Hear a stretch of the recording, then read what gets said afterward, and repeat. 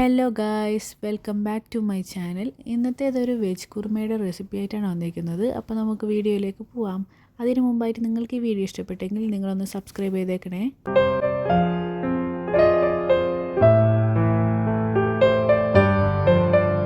ആദ്യം തന്നെ നമുക്ക് കാഷ്യൂനട്ട് എടുത്ത് കുറച്ച് വെള്ളത്തിലൊന്ന് സോക്ക് ചെയ്ത് വെക്കാം. അതിനുശേഷം ഒരു പാനിലേക്ക് കുറച്ച് ഗീ ഒഴിച്ച് അതിലേക്ക് പട്ട, പെരുംജീരകം, വറ്റൽമുളക്, പച്ചമുളക് എന്നിവ ചേർത്ത് അതൊന്ന് സോട്ട് ചെയ്തെടുക്കാം.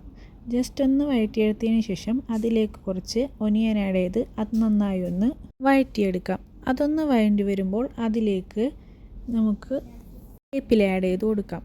വേപ്പില ആഡ് ചെയ്ത് അതും ഒന്ന് വഴറ്റിയെടുത്തതിന് ശേഷം അതിലേക്ക് 1 ടേബിൾ സ്പൂൺ മല്ലിപ്പൊടി ആഡ് ചെയ്ത് അതൊന്ന് വഴറ്റിയതിന് ശേഷം ഞാനിവിടെ നേരത്തെ തന്നെ ക്യാരറ്റും ഉരുളക്കിഴങ്ങും ഒന്ന് വേവിച്ചെടുത്തിട്ടുണ്ട്. ആ വേവിച്ചതും ഈ മിക്സ് ചെയ്തതിലേക്കൊന്ന് ചേർത്ത് കൊടുത്ത് അതും നന്നായി മിക്സ് ചെയ്തതിന് ശേഷം കുറച്ച് നേരം കൂടി അടച്ചു വെച്ചൊന്ന് വേവിച്ചെടുക്കാം.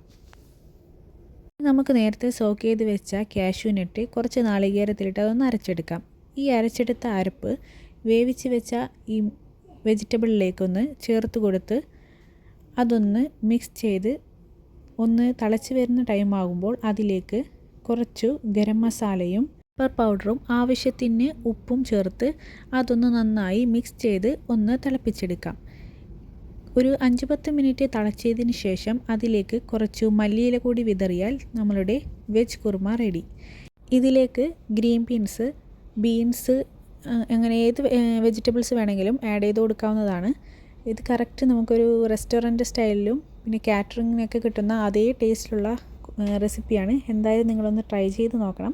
നിങ്ങൾക്ക് ഈ റെസിപ്പി വീഡിയോ ഇഷ്ടപ്പെട്ടിട്ടുണ്ടെങ്കിൽ ലൈക്ക് ചെയ്യണം, ഷെയർ ചെയ്യണം, സബ്സ്ക്രൈബ് ചെയ്യണം. തൊട്ടടുത്തുള്ള ബെല്ലൈക്കൻ അമർത്താൻ മറക്കരുത്. അപ്പോൾ പുതിയ വീഡിയോ ആയിട്ട് വരാം. Bye bye.